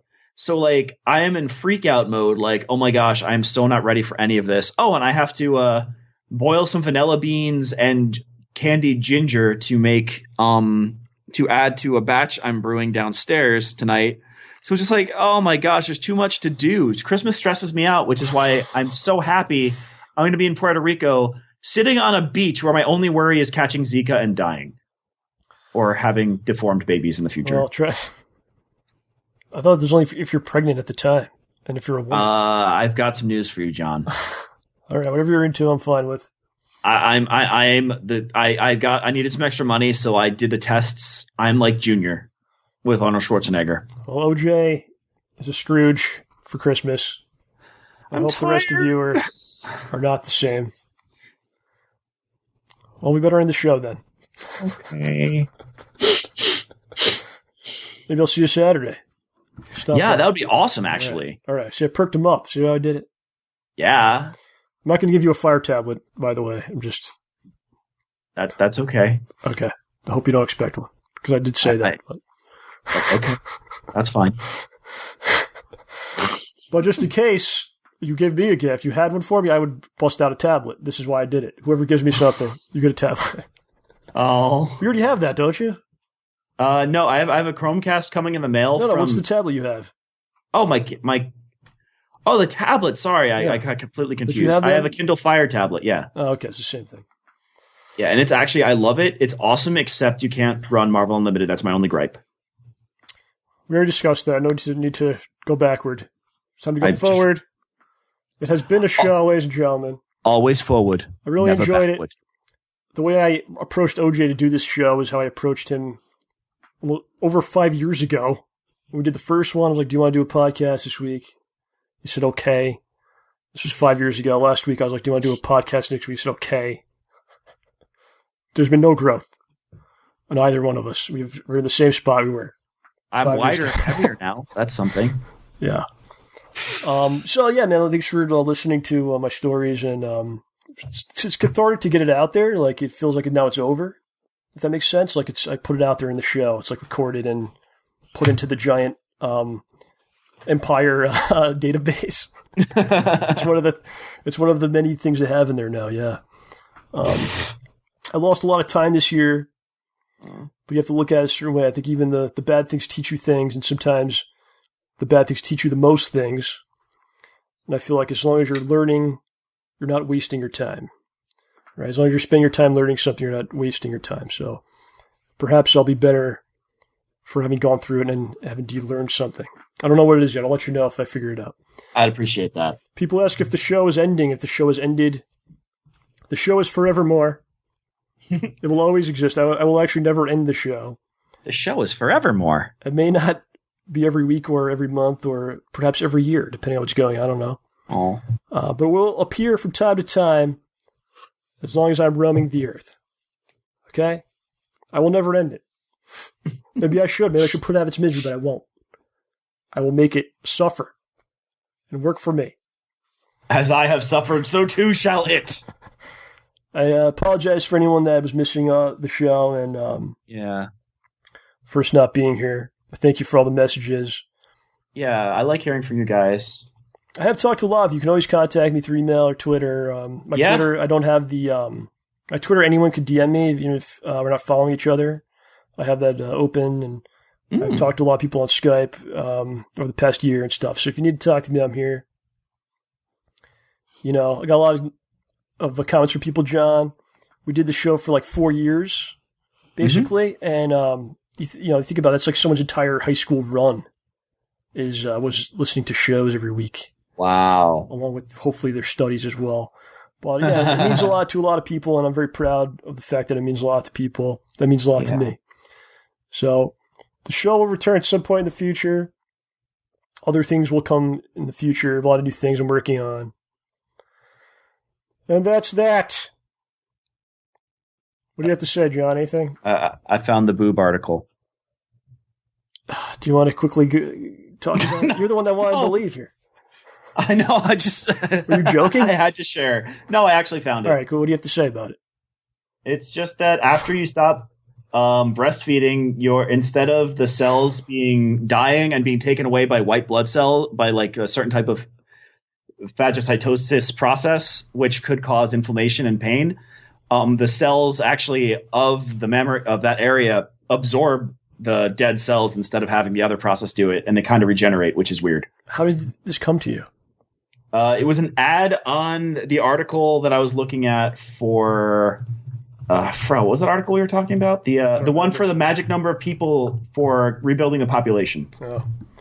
So there you go, friends. Some information from OJ, which just may save your life someday. So I'm glad that's been recorded. Yeah. I missed you guys. I hope you listen in and poke me on Twitter or something. And have a great holiday season and New Year. And tell me cool stuff about Puerto Rico if you know. And just to leave you with this, 2016, unfortunately, many great people passed away. One of them being Mr. Alan Thicke. And I remember Alan Thicke from my childhood. So I spent some time after he passed watching some old clips of Growing Pains. And the theme song of Growing Pains stuck in my head, and I heard it again. I feel like the lyrics are very apropos to the show that rhymes. Aww. And how we all feel about each other, perhaps. So a little something I put together for you all. I will leave you with now the theme to Growing Pains, played by me. Yes, signing off. This is John. This is OJ. Have yourselves a wonderful holiday. Mm-hmm. We'll talk to you soon. Show me that smile again. Don't waste another minute on your crying. We're nowhere near the end. The best is ready to begin. As long as we've got each other, we got the world spinning right in our hands, baby, you and me. We've got to be the luckiest dreamers who never quit dreaming. As long as we keep on giving, we can take anything that comes our way, baby, rain or shine, all the time. We got each other, sharing the laughter and love. This has been a production of StayBallsy.com, the best in free and optional entertainment. Have a pleasant evening, and remember, stay ballsy. Don't take any shit from anyone.